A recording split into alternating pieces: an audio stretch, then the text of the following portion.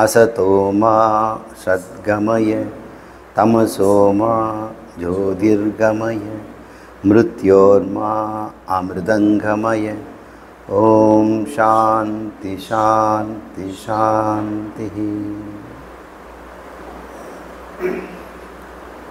மன தூய்மைக்கு கர்மயோகம். மன தூய்மை என்றால் என்ன, அதுக்கு மன அழுக்கு என்றால் என்ன அப்படின்னு தெரியணும். அப்போ தான் தூய்மை என்னன்னு தெரியும். மனதை அழுக்குப்படுத்துவது எது? சில எமோஷன்ஸ், நம்முடைய மனதில் இருக்கக்கூடிய உணர்வுகள் தான் அழுக்குப்படுத்துது. சுத்தப்படுத்துகிற எமோஷன்ஸ் எல்லாம் நமக்கு தெரியும். அன்பு, கருணை, தயை, தியாகம், மன்னித்தல், விட்டு கொடுத்தல், அரவணைத்தல், பாராட்டுதல், இதெல்லாம் மனசு சுத்தமாக வச்சுருக்கோம். அழுக்குப்படுத்துறதெல்லாம் பார்த்தோம்னு சொன்னால் கோபம், பொறாமை, பழிவாங்கும் எண்ணம், மன்னிக்காத குணம், அப்புறம் ஒதுக்கி தள்ளுதல், புறந்தள்ளுதல், மற்றவர்களுக்கு தீங்கி நினைத்தல், இதெல்லாமே அழுக்கு பண்ணுறதுன்னு தெரியும். பகவான் கிருஷ்ணர் இது அத்தனையும் 2 கூடையில் போட்டுடுறார். ராகம், துவேஷம் அப்படின்னு. இந்த அழுக்க ராகத்வேஷம்னு போட்டுடுறார். சுத்தம் எதுன்னு கேட்டால் ராகம் துவேஷம் இல்லாத நிலை சுத்தங்கிறார். அப்போ சுத்தமான மனசு ராகத்வேஷம் அற்றது.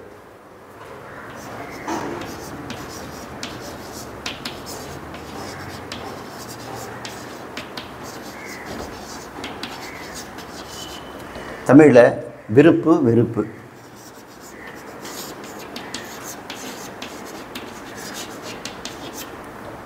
வள்ளுவர் இதை வேண்டுதல் வேண்டாமை அப்படிங்கிறார். அது ஞாபகம் இருக்குங்களா? வேண்டுதல் வேண்டாமை இலானடி சேர்ந்தார்க்கு யாண்டும் இடும்பையில். அப்போது ராகத்வேஷம் இல்லாதவனுக்கு எப்பொழுதுமே துன்பம் கிடையாதுங்கிறார். கஷ்டமே. பகவத்கீதையினுடைய ஒட்டுமொத்த சாரம் அந்த ஒரு குறள். அது முதல்ல இறை வணக்கத்திலே அவர் எழுதிட்டார்.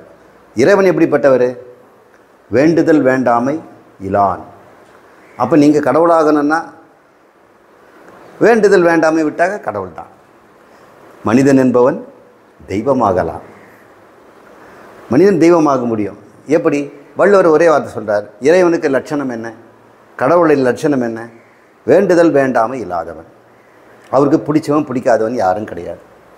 நோயாளி, ஏழை, பணக்காரன், கீழ் ஜாதி, மேல் ஜாதிங்கிற எது மேலேயும் இந்த பொருள் தான் வேணும், அந்த பொருள் வேண்டாம், இந்த நகை வேண்டாம், அந்த நகை வேணும், இந்த வீடு வேணாம், அந்த வீடு வேணும், இந்த ட்ரெஸ் வேண்டாம், இப்படியெல்லாம் எதுவுமே வேண்டாம்னு சொல்லலை, வேண்டும்னு சொல்கிறதில்லை.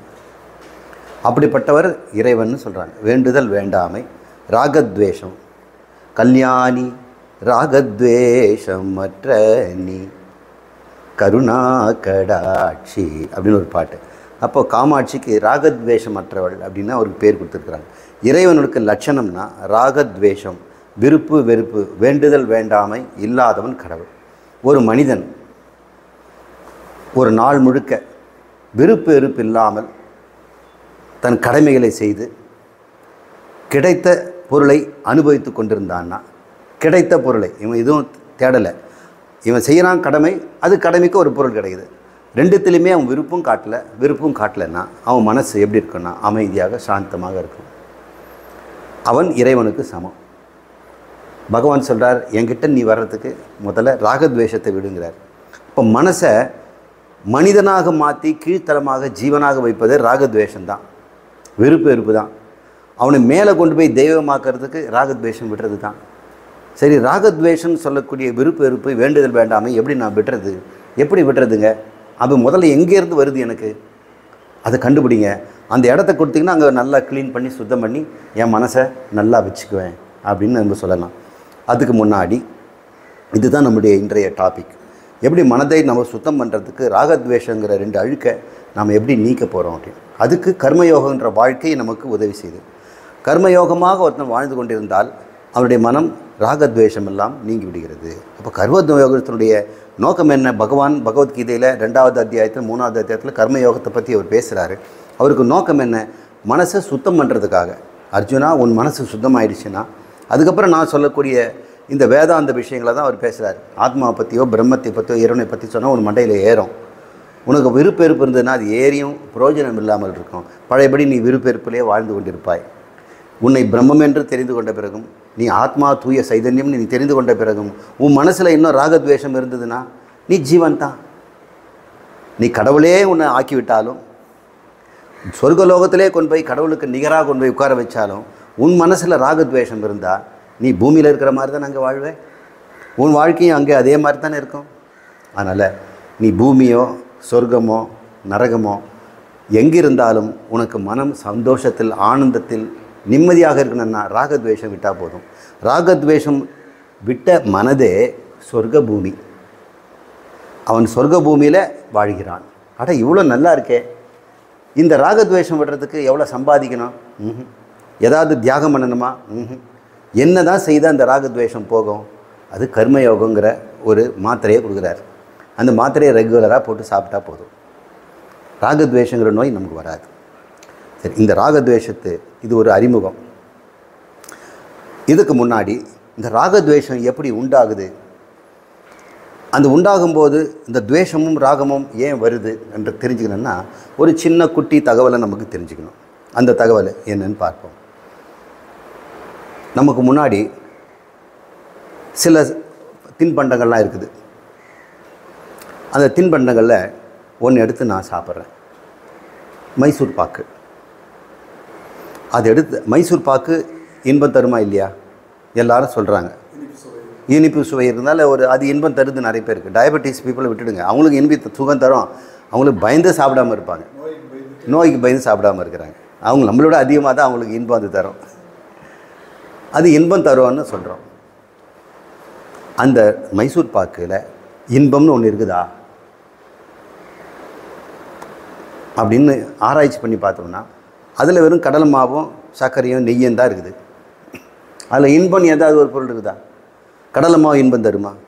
நெய் மட்டும் இன்பம் தருமா? அது ஒரு இன்பம் தரும், ஆனால் மைசூர் பாக்கு இன்பம் தராது இல்லையா?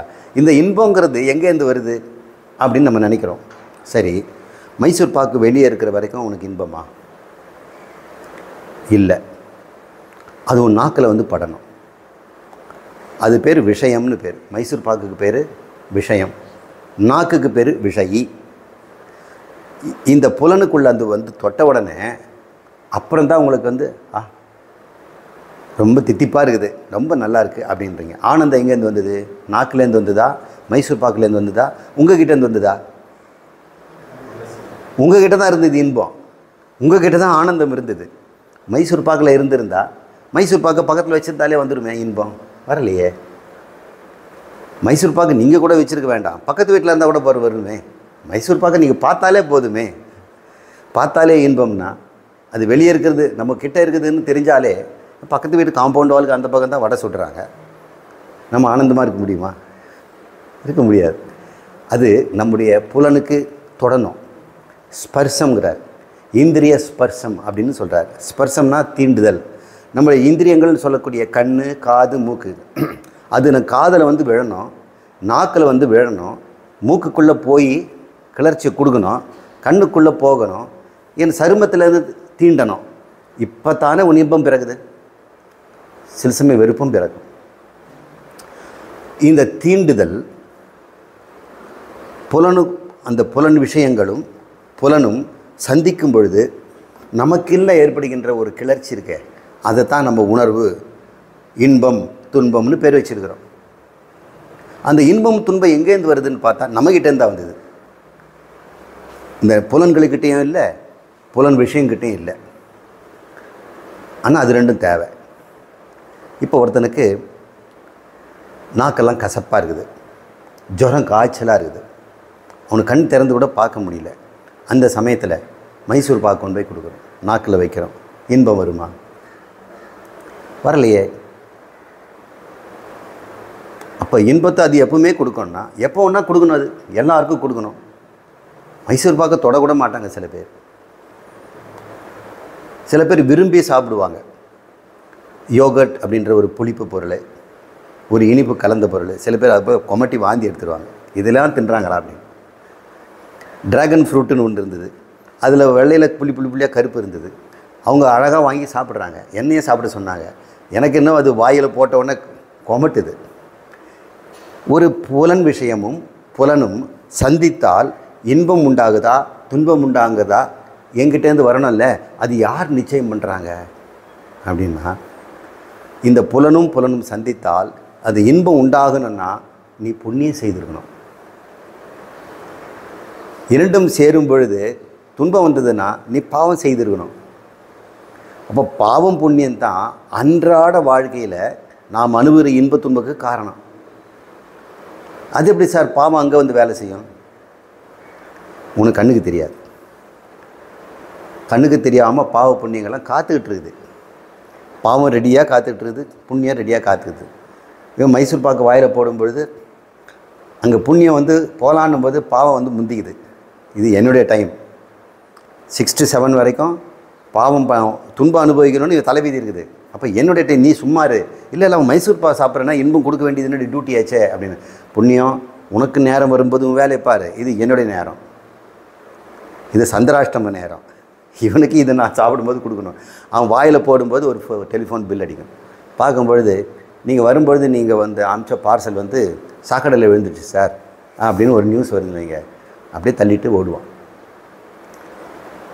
ஒரு கர்மத்தை செய்து அந்த பலனை அனுபவிக்கும் பொழுது அந்த பலன் உனக்கு இன்பம் தருமா துன்பம் தருமாங்கிறது அந்த பொருளோ நீ செய்த கர்மமோ இல்லை, நீ செய்த பாவ புண்ணியம்தான் நிச்சயம் பண்ணுது. அந்த பாவ புண்ணியம் எங்கேருந்து வந்தது, முளைச்சிது? யார் அது? யார் செய்த பாவம்? எவன் செய்த புண்ணியம் இந்த மாதிரி நடுவில் வந்து எனக்கு தொந்தரவு கொடுக்குது? அது யாருடைய பாவம்னா, டேய் உன்னுடைய பாவம். நான் எங்கட பாவம் செய்தேன்? நான் இப்போ தானே மைசூர் பாக்கையே சாப்பிட்டேன். இதுக்கு முன்னாடி 10 நிமிஷத்துக்கு முன்னாடி நல்ல வேலை தானே செய்துட்டு, நான் பாவமே செய்யலையே. எப்போவோ செய்த பாவம். ஓ, எப்போவோ செய்த பாவம் என்றைக்கோ வந்துருக்கலாமா, இந்த சமயம் வந்து தொலைக்கணுமா அப்படின்னு உனக்கு துன்பம் கொடுக்கணும்னு வந்து அதுக்கு முடிவு கட்டிடுச்சுன்னா, நீ இனிப்பு தின்னும்போது துன்பம் கொடுத்தா தானே உனக்கு துன்பமாக இருக்கும். இனிப்பு உனக்கு கிடைக்காத போது தான் துன்பம் வரும். துன்பம் கொடுக்கறதுக்குன்னு வந்துடுச்சுன்னா அது எப்படி செய்யணுங்கிறது அதுக்கு தெரியும். இப்போ பாவ புண்ணியம் எப்படி உண்டாகுது? இதை நம்ம போன வகுப்பில் நம்ம பார்த்தோம். பாவம் என்பதும் புண்ணியம் என்பதும் நீ ஒருவரிடமிருந்து எதை எதிர்பார்க்கிறாயோ, உனக்கு எதெல்லாம் சுகம் தருமோ அதெல்லாம் மற்றவங்களுக்கு சுகமாக நீ செய்தினா அது புண்ணியம். எதெல்லாம் உனக்கு பிடிக்காதோ, உனக்கு துன்பம் தரும் என்று நினைக்கிறாயோ அதை மற்றவர்களுக்கு நீ செய்யாமல் இருந்தால் புண்ணியம். உனக்கு எது துன்பம் மற்றவங்க செய்யக்கூடாதுன்னு நினைக்கிறியோ அது மற்றவங்களுக்கு செய்யாதே. மற்றவங்களுக்கு என்னென்ன செய்யணும் நீ நினைக்கிறியோ அது மற்றவங்களுக்கு நீ செய். இப்படி நீ கடமையை செய்துக்கிட்டு இருந்தீங்கன்னா அது உனக்கு புண்ணியங்களை உண்டாகும். இப்போ எதெல்லாம், அப்போ எது எனக்கு பிடிக்கும் எது பிடிக்காதுங்கிறது எனக்கு போய் சொல்லிக் கொடுங்க சார் அப்படின்னு கேட்பீங்களா? உனக்கே நல்லா தெரியும். அப்போ உனக்கு பிடிக்காதது எதுன்னு உனக்கு தெரிஞ்சிருக்கும் பொழுது அதை மற்றவங்களை செய்தேன்னா தெரியாமலா செய்வேன். உனக்கு எனக்கு பிடிக்காது, எல்லா உயிரினத்துக்கும் அதுதானே பிடிக்காது. எல்லா மனிதனுக்கும் எனக்கு எது பிடிக்காதோ அதுதான் மற்றவங்களுக்கு பிடிக்காது. இல்லை சார் எனக்கு பிடிக்காது அவனுக்கு பிடிக்கும் போல் இருக்குது அப்படின்னு சொல்ல முடியாது. உனக்கு கன்னத்தில் பலார் நிறைஞ்சா உனக்கு பிடிக்காது, அவனுக்கு பிடிக்கும்னு சொல்ல முடியுமா? அரைஞ்சு பாருங்கள் தெரியும். எல்லா மனிதர்களுக்கும், புத்தி உள்ள மனிதர்களுக்கெல்லாம் தனக்கு எது பிடிக்கும் எது பிடிக்காது என்று தெரியும். அதுதான் உலக மக்களுக்கும் அப்படின்னு பாருங்கள். அப்போ எதெல்லாம் எனக்கு பிடிக்காது, எனக்கு பொய் சொன்னால் பிடிக்காது, என்னை பற்றி புகார் சொன்னால் பிடிக்காது, என்னை பற்றி கிசுகிசுப்பு காசிப் பண்ணுறது, என்னை பற்றி மம்பர் சொல்கிறதெல்லாம் பிடிக்காது, எனக்கு அன்பு வெறுப்பு காட்டினா பிடிக்காது, என்னோடய பொருளை திருடினா பிடிக்காது, எனக்கு இம்சை பண்ணால் பிடிக்காது. இதெல்லாம் உனக்கு பிடிக்காதுன்னு தெரியுதுல்ல. இதைத்தானே மற்றவங்களை செய்துட்ருக்கிற. மற்றவங்களுக்கு காசிப் பண்ணுற, அவங்களுக்கு இடைஞ்சல் கொடுக்க, இம்சை கொடுக்குற, அவங்களுக்கு வந்து பாராட்டுறது வேலை அவங்கள திட்டி தீக்கிற. இதெல்லாம் பாவம் இல்லையா? சரி, இதெல்லாம் எப்படிப்பட்ட பாவம் சார்? பாவத்தில் பல அளவு இருக்குது. கொடும் பாவம்னு இருக்கும். கொலை சாதகமோ, பிறர் பொருளை திருடுவதும், மற்றவங்களை பழி வாங்கி மாட்டி கொடுக்கறதும், இதெல்லாம் பெரும் பாவமாக இருக்கலாம். ஆனால் சின்ன சின்ன பாவம் கூட இருக்குது. குட்டி குட்டி பாவம், தெரியாமல் எறும்பு மிதிச்சிருது, கொசு அடித்து ஒரு பேட்டில் கொசுவை கொஞ்சம் அடித்து கொன்னுறது, அன்றாட ஒரு 5 கொசு அது கொல்றோம்ல. இதெல்லாம் சின்ன சின்ன பாவம் தான். இந்த பாவம் எப்படி இருக்கும்? நீ கடலில் நல்லா சாப்பிட்டுட்டு இருக்கும்போது ஒரு கொசு கொன்ன இல்லையா, ஒரு கடலை மட்டும் சொத்த கடலை வாயில் போய் மென்றுவேன். அப்போ துப்பலான்னு உனக்கு தோணும். அந்த துன்பம். இப்போ துன்பங்கள் சின்னதாகவும் இருக்கும் பெருசாகவும் இருக்கும். அதுக்கேற்ற மாதிரி பாவங்களும் சிறுசு பெருசு இருக்குது. அப்போ நாம் செய்த பாவங்கள் எல்லாம் எந்த தகையில், எந்த நேரத்தில், எப்படிப்பட்ட தருணத்தில் நாம் துன்பத்தை கொடுத்தோமோ அதே உரையில் நமக்கு அதே மாதிரியான சிச்சுவேஷனில் தான் துன்பம் வரும் அல்லது இன்பமும் வரும். ஒருவனுக்கு நான் 70 வயசு, ஒரு வயசானவருக்கு ஒரு 20 வயசு பையன் ரோடை கிராஸ் பண்ணுறதுக்கு கிராஸ் பண்ணி கொண்டு போய் ஹெல்ப் பண்ணி விட்டுட்டு அப்புறம் நிற்கிறான். தம்பி போப்பாரு. இல்லை நீங்கள் எங்கே போயிட்டுருக்கீங்க சொல்லுங்கள் அப்படின்னு சொல்லும்போது, ஒன்றும் இல்லைப்பா, அந்த தெருக்கு கடைசியில் இருக்கிற வீட்டுக்குள்ளே போகணும் அப்படின்னு சொல்கிறாரு. ஐயா நீங்கள் உட்காருங்க, நான் கொண்டு போய் நான் சேர்த்து விட்றேன்னு வண்டியில் கொண்டு போய் விடுறான். அவர் கேட்கவே இல்லை. இது ஒரு புண்ணியம் தானுங்க. அந்த தாத்தாக்கு 70 வயசில் நடக்க முடியாத கஷ்டப்படும் பொழுது, கண் மங்கி இருக்கும் பொழுது, வீடு கூட எங்கன்னு தெரியாத போது உதவி செய்தானா அந்த ஒரு இன்பம் அவருக்கு கிடைச்சதில்லை. அப்போது நீ செய்த புண்ணியம் அதே மாதிரி இன்பம் தான் தரணும். அப்போ எப்போ தரும்? நீ 70 வயசு ஆகி வழி தெரியாமல் வெயிலில் செருப்பு இல்லாமல் நடந்து போகும்போது யாராவது ஒருத்தர் அது மாதிரி இன்பம் தருவாங்க. அப்போ நீங்கள் 70 வயசு வரைக்கும் காத்திருக்கணும் இல்லை? இப்போவே புண்ணியம் பண்ணிவிட்டு இப்போ வேணும்னா எப்படி முடியும்? எந்த தருணத்தில் எந்த வயசில் யாருக்கு எப்படி செய்தோமோ அவர்கள் எந்த மாதிரியான இன்பத்தை அனுபவித்தார்களோ அந்த இன்பம் தான் கிடைக்கும். அவர்கள் எந்த மாதிரியான துன்பம் அனுபவித்தாலும் அந்த துன்பம் தான் உங்களுக்கு கிடைக்கும். ஆல்டர்னேட்டில் கிடையாது சார், இந்த துன்பம் வேண்டாம் சார், அந்த துன்பத்துக்கு இப்படி கொடுத்துருங்க சார், அதெல்லாம் பண்ண முடியாது. அப்போ நீங்கள் அறுசுவை உணவு தினமும் சாப்பிட்றீங்கன்னா நிறைய பேருக்கு அந்த உணவு கொடுத்துருக்கிறீங்க. எத்தனை பேர்களை கொடுத்தோமோ? ஒரு குழந்தைக்கு பிறந்ததுலேருந்து ஒரு 3 வயசு வரைக்கும் அம்மா பால் கொடுக்குறாங்க. இப்போலாம் 6 மாதம் 7 மாதம் நிறுத்திடுறாங்க. அப்படின்னா அந்த குழந்தை தாயாக இருந்து தன் குழந்தைகளுக்கு கொடுத்துருப்பா.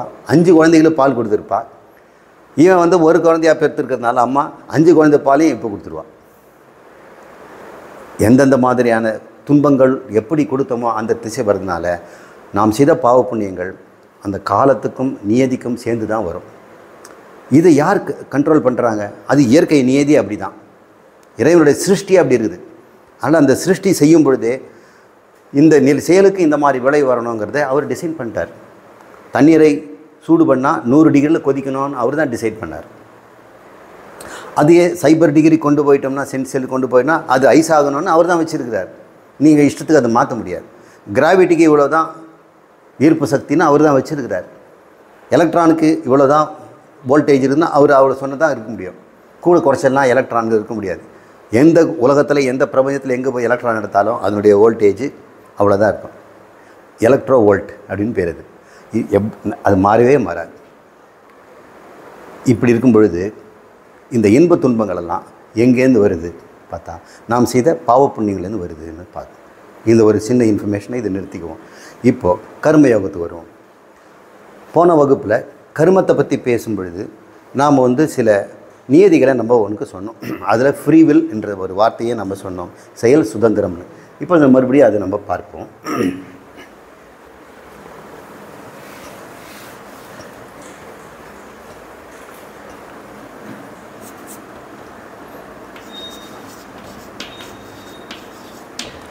கர்மம் இதில்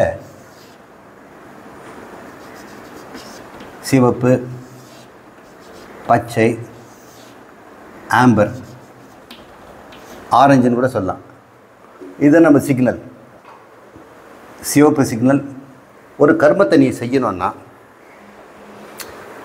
செய்யலாம் அப்படின்னா பச்சை, செய்ய மாட்டேன்னா சிவப்பு, வேறு மாதிரி செய்வேன்னா ஆம்பர், வெயிட் பண்ணலாம், வேறு மாதிரி செய்யலாம். இது உங்களுக்கு வாய்ப்பு இருக்கா இல்லையா? அப்போ இதுக்கெல்லாம் வாய்ப்பு உங்களுக்கு இருக்குது. அப்போ பலன், எந்த கர்மம் செய்தாலும் அதுக்கு பலன் உண்டாகும் இல்லையா? அந்த பலன்லேயும் 4 விதமான பலன்னு நம்ம சொன்னோம். வாங்க. சமமான பலன்,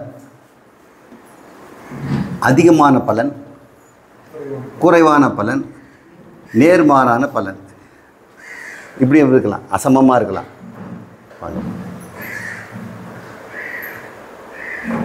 கொஞ்ச நேரத்துக்கு முன்னாடி கொஞ்சம் முக்கியமான டாபிக் பேசிட்டோம். அதை நீங்கள் யூடியூப்பில் கேட்டுக்குங்க. போட்டுருவோம்.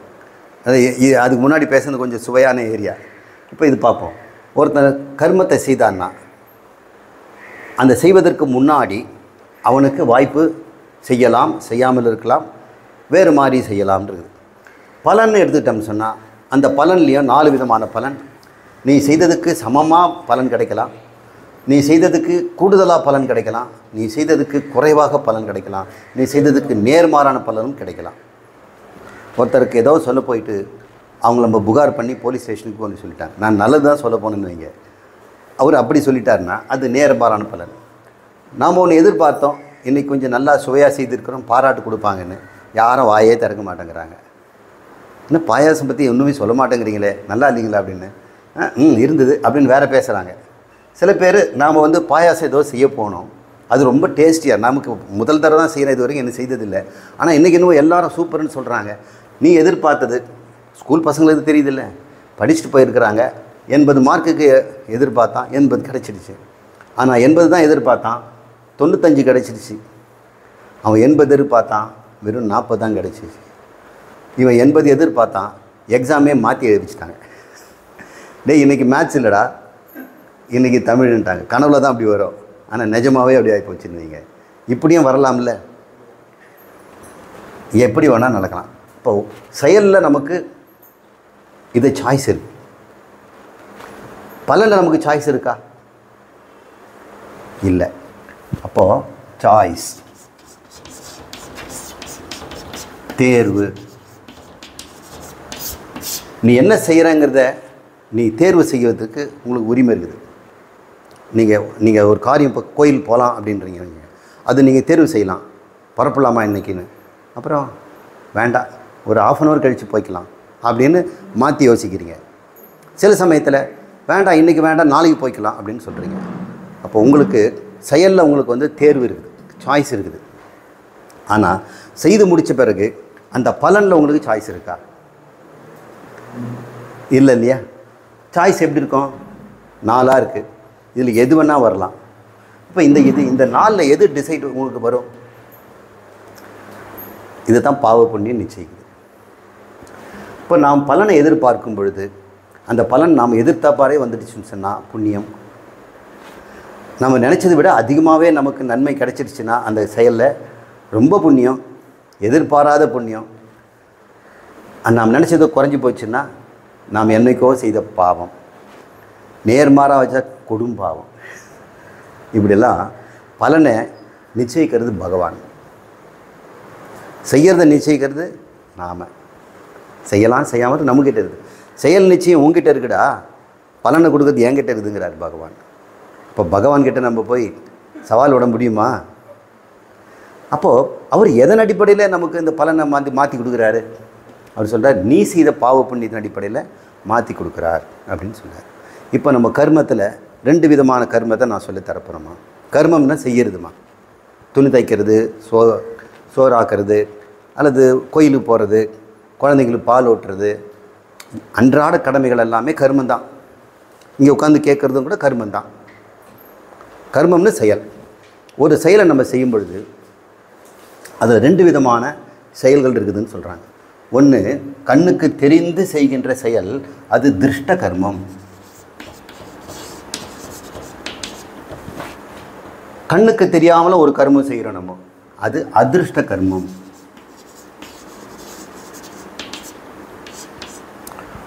திருஷ்ட கர்மம், அதிருஷ்ட கர்மம். திருஷ்டம்லாம் நீ கேள்விப்பட்டிருக்கீங்களா? திருஷ்டி பட்டுடுச்சிங்கிறாங்க. அப்போ நான் கண்ணேருன்னு சொல்கிறோம்.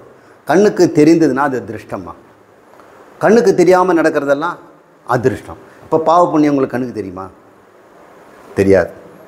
ஆனால் ஒருத்தர் நன்மை செய்து உங்களுக்கு கண்ணுக்கு தெரியுதில்லை. தர்மம் போடுறதோ, மற்றவங்களுக்கு உபகாரம் பண்ணுறதோ, இதெல்லாம் செய்யும் பொழுது அவங்க உடனடியாக அவங்களுக்கு அதை பார்த்துடுறாங்க.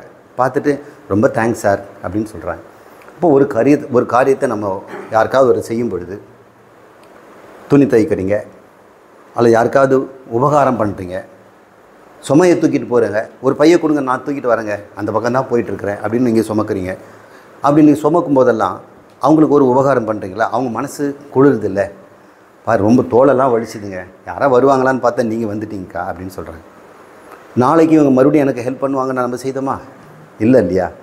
நம்முடைய மன இறக்கம் அப்படி இருக்கிறதுனால நம்ம சும்மா தான் போகிறோம். அந்த குழந்தை இடுப்பில் வேற ஒரு குழந்தைய சுமந்துக்கிட்டு, இந்த கையில் பையன் தூக்கிக்கிட்டு இப்படி நடக்க முடியாமல் நடக்குது. அதுவெல்லாம் இன்னொரு குட்டி பையன் நடக்கிறான், அவனே அங்கங்கே மேய்ச்சிக்கிட்டே போகணும், அவன் அங்கங்கே ஓடுவான். இந்த அம்மாவை பாடுறதான் பார்க்கும்போது யாராவது ஒருத்தர் கூட போய் ஹெல்ப் பண்ண மாட்டாங்களா அப்படின்னு நமக்கு நினைக்கும். எந்த அப்பாவும் இப்படி நான் பார்த்ததே இல்லைங்க. ஒரு அப்பாவும் இடுப்பில் குழந்தைய தூக்கிட்டு, தோளில் வந்து சுமையை தூக்கிட்டு இன்னொரு பையன் நடக்க வச்சது நான் பார்த்ததே கிடையாது. அம்மாங்க தான் இதெல்லாம் செய்கிறாங்க. இந்த கர்மத்தை நம்ம பார்க்குறோம். கர்மங்கிறது தப்பாக நினச்சிக்காதீங்க. இந்த செயலை நம்ம பார்க்குறோம். பார்க்கும் பொழுது அவங்களுக்கு ஒரு புண்ணியம் உண்டாகுது. உதவி செய்கிற போகிறவங்களுக்கு ஒரு புண்ணியம் உண்டாகும். என்ன அது உடனடியாக அவங்க அனுபவிச்சிடுறாங்க. தேங்க்ஸுங்க அப்படின்னு சொன்னோம்னா அது திருஷ்டமாக அவங்க உதவி செய்தாங்க, திருஷ்டமாகவே அவங்களுக்கு சந்தோஷம் கிடைச்சிடுச்சு. இப்போ நான் உங்களுக்கு ஒரு உபகாரம் பண்ணுறேன் மஞ்சுக்கு, அவங்க வந்து தேங்க்ஸ் சார் அப்படின்னு சொல்கிறாங்க. சாமி எனக்கு ரொம்ப தேங்க்ஸ் அப்படின்னு சொல்கிறாங்க. அப்போ எனக்கு ரொம்ப மனசு சந்தோஷமாக இருக்கு இல்லையா? அப்போ நான் செய்ததுக்கு பலனை அனுபவிச்சிட்டேன். திருஷ்டமாக ஒரு பலம் செய்தேன், திருஷ்டமாகவும் அனுபவிச்சிட்டேன். ஆனால் நமக்கு தெரியாத ஒரு சட்டத்திட்டம் இருக்குது இந்த உலகத்தில். மனசில் எந்த நோக்கத்தில் நீ செய்தேன்னு பார்க்கணும். அது யாருக்காவது தெரியுமா? அது பேர் அதிர்ஷ்டம்னு பேர். இப்போ ஒருத்தர் உதவி செய்ய போகிறேன்ட்டு ஆனால் மனசில் திட்டம் போட்டு போகிறார். இன்றைக்கி உங்களுக்கு ஹெல்ப் பண்ணிட்டோம்னா நாளைக்கு போய் வீட்டில் காலையில் போய் கொஞ்சம் 10 ரூபா 100 ரூபா கடன் கேட்கலாம், மறுக்க முடியாதுல்ல. அப்போ அதிர்ஷ்டமாக ஒன்று மனசில் இருக்குதுயா. இப்போ அதுக்கு உண்டான பலன் எப்படி இருக்கும்? திருஷ்டமான கர்மத்துக்கு திருஷ்ட பலன் கிடைச்சிடுது, அதிர்ஷ்டமான பலனுக்கு அதிர்ஷ்டமாக தான் கிடைக்கும். ஏன்னா இவன் ரகசியமாக வெளியே பார்த்தா தர்மம் செய்த மாதிரி இருக்குது, உள்ளுக்குள்ளே பார்த்தா புகழ் பாராட்டு நியூஸ் பேப்பரில் பேர் நான் வரணும், இவனுக்கு பின்னாடி நமக்கு ஒரு ஏதாவது உபகாரம் வரும் அப்படின்னு அவன் செய்திருந்தான்னா அதுக்கு புண்ணியம் வருமா பாவம் வருமா? நீ நினச்ச புண்ணியம் வராது இல்லையா? அதனால் கடவுள் செயலை பார்க்க மாட்டார், செயலுக்கு பின்னாடி இருக்கிற மோட்டிவேஷனை பார்க்குறார், நோக்கத்தை பார்க்குறார். நம்ம உலகத்தில் இருக்கவங்கெல்லாம் நம்ம செய்கிறதெல்லாம் வெளிப்படையாக பார்த்துட்டு திருஷ்ட பல கர்மத்தை பார்த்து திருஷ்டமாக நம்ம பாராட்டிடுறோம். ஆனால் பகவான் கண்ணுக்கு தெரியாத அவன் மனசில் எந்த நோக்கத்தில் செய்திருக்கிறான் அதையும் பார்த்து அதை வச்சு தான் பாவ புண்ணியத்தை திசை பண்ணுறார்.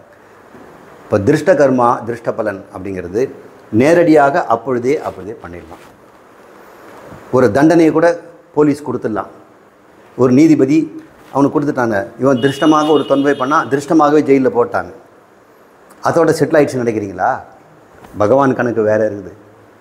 நீ அதிர்ஷ்டமாக ஒன்று செய்திருக்க, அதிர்ஷ்ட பலனும் கொடுக்கணும் அவர். இந்த உலகம் உனக்கு திருஷ்ட பலனை கொடுக்கும், ஆனால் பாவ புண்ணியம் அதிர்ஷ்டமாக காத்திருந்து உனக்கு கொடுக்கும். அப்போது நான் ஒரு கதை சொல்கிறேன் சின்னதாக. ஒரு கற்பனை தான்.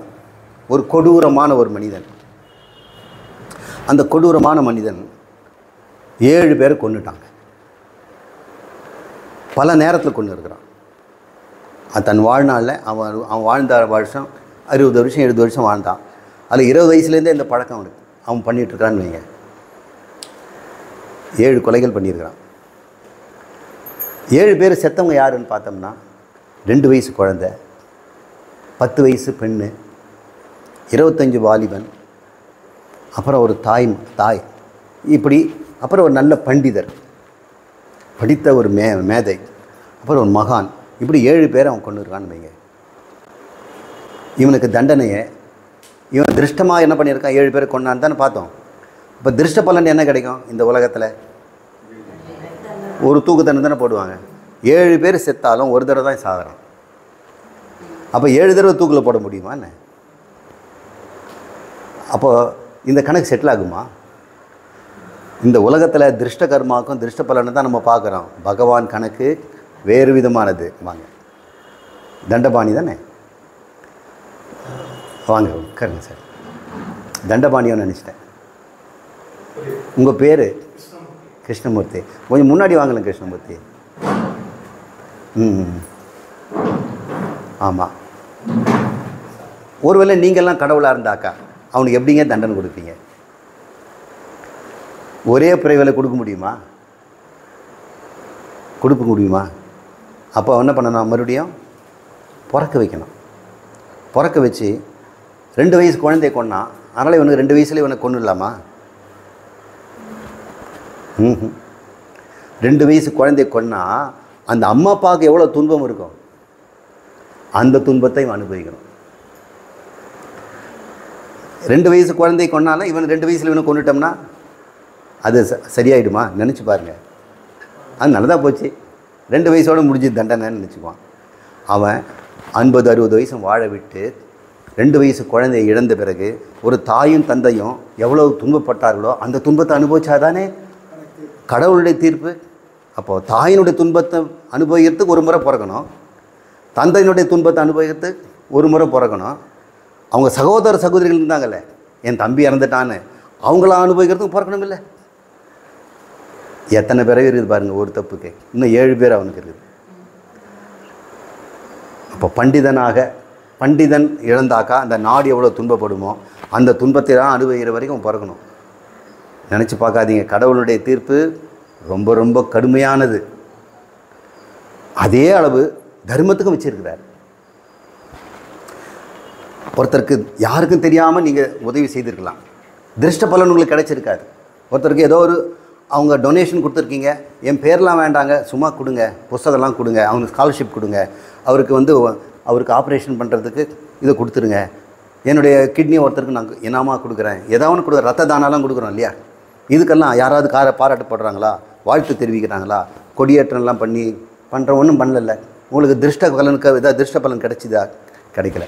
ஆனால் கடவுள்கிட்ட அதிர்ஷ்ட பலன் ரெக்கார்ட் வச்சுருப்பார். அவர் உனக்கு தக்க நேரத்தில் அதை கொடுப்பார். உனக்கு ரத்தம் சிந்தும் பொழுது ரத்தம் கிடைக்கும். ரத்தம் கொடுத்து ஒருத்தவங்க காப்பாற்றிருக்கும் போது அவனால் எத்தனை குடும்பம் பிழைச்சிது, அது மாதிரி உன் குடும்பம் பிழைக்கும். இதுதான் கடவுள் கொடுக்கின்ற தீர்ப்பு. இதை நீங்கள் இதெல்லாம் ஜோசிக்காரர்கள் கேட்டாலாம் உங்களுக்கு தெரியாது. நீங்கள் கொஞ்ச நேரம் சிந்திச்சு பாருங்கள். நம்ம வாழ்க்கையில் நம்ம எத்தனை பேருக்கு இம்சை கொடுத்தோம், எவ்வளோ பேருக்கு நமக்கு சந்தோஷம் கொடுத்தோன்னு எண்ணி பார்ப்போம்.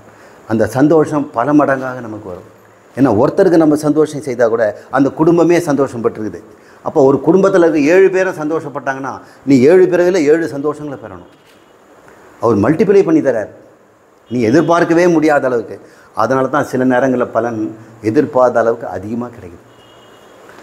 கடவுள் நம்முடைய செயலை பார்த்துட்டு முடிவு அப்பே கொடுக்கறது இல்லை. முன்பு செய்த நல்வினையையும் தீவினையும் பார்த்து தான் அவர் முடிவு செய்கிறார். இதை புரிந்து கொண்டால்தான் கர்ம யோகத்தை நம்ம புரிஞ்சிக்க முடியும். சரி, இதை புரிஞ்சுக்கிட்டீங்க. நாம் செயலை செய்யும் பொழுது செய்யலாம் அப்படின்னு ஒரு எண்ணம் வருது, செய்ய வேண்டான்னு ஒரு எண்ணம் வருது. இது செய்ய வேண்டான்றது சிவப்பு, செய்யலாங்கிறது பச்சை. இது வேறு மாதிரி செய்யலாம், இன்னொரு நாளைக்கு செய்துக்கலாம் அப்படின்னு 3 வாய்ப்பு உங்களுக்கு இருக்குதுன்னு சொன்னேன். சரி, இந்த வாய்ப்பை எதன் அடிப்படையில் நீங்கள் செய்கிறீங்க? 3 சாய்ஸ் இருக்குது. இப்போ கூட நீங்கள் வரலாம், கேட்கலாம், இப்போ எழுந்து போயிடலாம், இல்லை இது யூடியூப்பில் கேட்கலாம், கேட்காமல் இருக்கலாம், யூடியூப்பில் கேட்கலாம். இந்த 3 இருக்குது. இந்த 3ல் நீங்கள் எதை சூஸ் பண்ணுறீங்க? நேரடியாக கேட்டுக்கலாம் இல்லையா? எதன் அடிப்படையில்? அப்போ ஒரு சாய்ஸ் பண்ணும் பொழுது எதன் அடிப்படையில் அவன் சாய்ஸ் பண்ணுறான்? ஒரு பொண்ணை கல்யாணம் பண்ணிக்கும்போது எப்படா இந்த பொண்ணை நீ சூஸ் பண்ணியிருக்கிற அப்படின்னு, எதன் அடிப்படையிலடா அப்படின்னு கேட்குறான். பண்ணலாம், பண்ணாமல் இருக்கலாம், வேறு மாதிரி பண்ணியிருக்கலாம்ல. ஆனால் ஒவ்வொரு முறையும் நாம் கர்மத்தை செய்யும் பொழுது ஏதோ ஒரு விதத்தில் நாம் அதை தேர்வு செய்கிறோம். எதன் அடிப்படையில் தேர்வு செய்கிறோம் அப்படின்னு பார்த்தோம்னா விருப்பு வெறுப்பு என்பதன் அடிப்படையில் செய்கிறோம். எதன் அடிப்படையிலங்க? விருப்பு வெறுப்பு.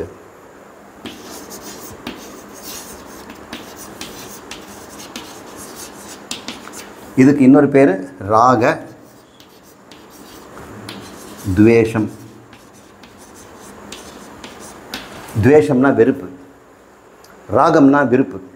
பாட்டில் பாடுற ராகம் இல்லை, ராகம்னா ரஞ்சிதாத்மகம், விரும்புறது. ராகம் துவேஷம். இந்த ராகத்வேஷம் நம்ம இன்னொன்று சொன்னோம் இல்லையா? வேண்டுதல் வேண்டாமை. ராகம்னா வேண்டும், துவேஷம்னா வேண்டாமை. இறைவனுக்கு என்ன பேர் சொன்னோம்? வேண்டுதல் வேண்டாமை இலானடி சேர்ந்தார்க்கு யாண்டும் இடும்பையிலன்னு. அப்போ இறைவனுடைய குணம் என்ன? வேண்டுதல் வேண்டாமை இல்லாதவன். கடவுள் ஆகணும்னா ஒருத்தன் என்ன பண்ணணும்? தன்னிக்கிட்ட இருக்கிற வேண்டுதல் வேண்டாமையே விடணும். அதை தான் ஆரம்பிக்கும் போது சொல்லிட்டு இருந்தேன். மனிதன் என்பவன் தெய்வமாகலாம், வாரி வாரி வழங்கும் போது வள்ளலாகலாம். எப்போ மனிதன் தெய்வமாக முடியும்னா அவன் எப்போ அவன் மனசில் விருப்பு வெறுப்பு இல்லாமல் போச்சோ அப்போ அவன் தெய்வமாக இருக்கிறான். சரி, விருப்பு வெறுப்பு இல்லைங்கிறது எப்படி நமக்கு தெரியும்? அவன் செய்யும் பொழுது தான் தெரியும் இல்லையா? என் மனசில் விருப்பு வெறுப்பு இல்லைன்னு நான் சொல்கிறேன், உங்களுக்கு எப்படிங்க தெரியும்? எனக்கு ஒரு வாய்ப்பு கிடைக்கும் போது தான் அது தெரியும் இல்லையா? என் செயலில் தானே அது வெளிப்படும்.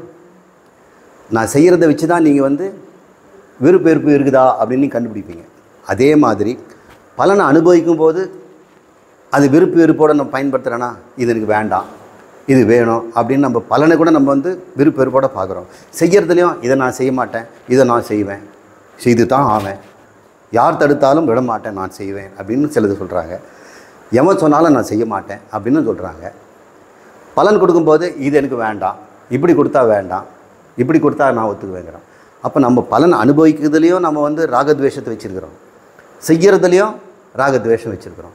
ஒரு மனிதன்கிட்ட ராகத்வேஷம் சொல்லக்கூடிய விருப்பு வெறுப்பு இருக்கிறா இல்லையான்னு எப்படி கண்டுபிடிக்க முடியும்? அவன் செய்கையில் பார்க்கணும். செய்த பிறகு பலனை அனுபவிக்கும் போது அவன் மூஞ்சியை பார்க்கணும். மூஞ்சி வாடிடுச்சுன்னா நம்ம தெரிஞ்சுக்கலாம், ஓ இவனுக்கு வெறுப்பு. முகம்படி மலர்ந்து போச்சுன்னா, வாய் கிழிஞ்சதுன்னா தெரியும் இவனுக்கு விருப்பு அப்படின்னு நம்ம புரிஞ்சுக்கிறோம். பகவான் இந்த விருப்பு வெறுப்பின் அடிப்படையில் தான் நம்முடைய பாவ புண்ணியத்தை நிர்ணயிக்கிறார்.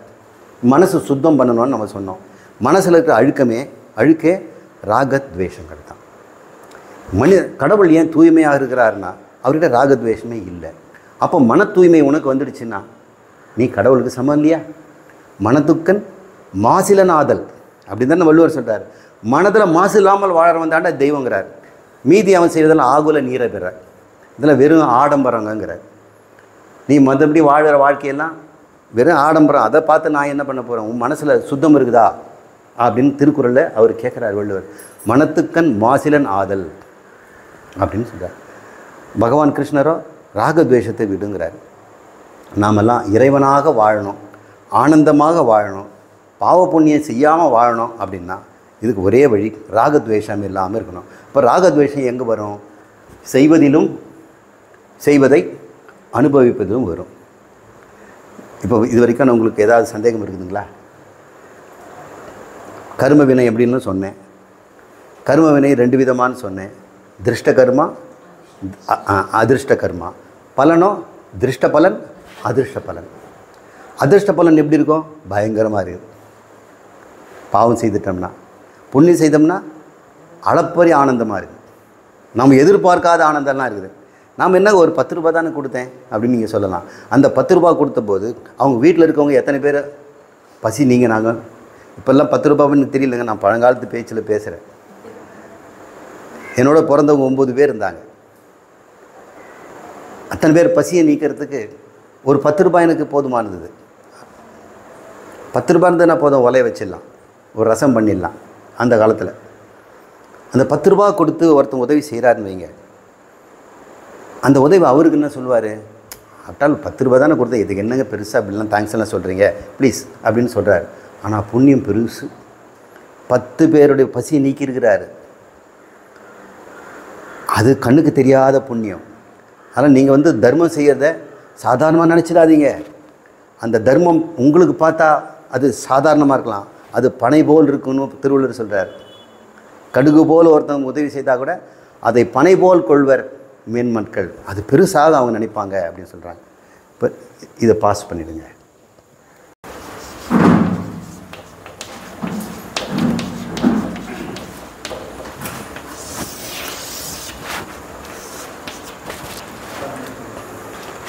இப்போ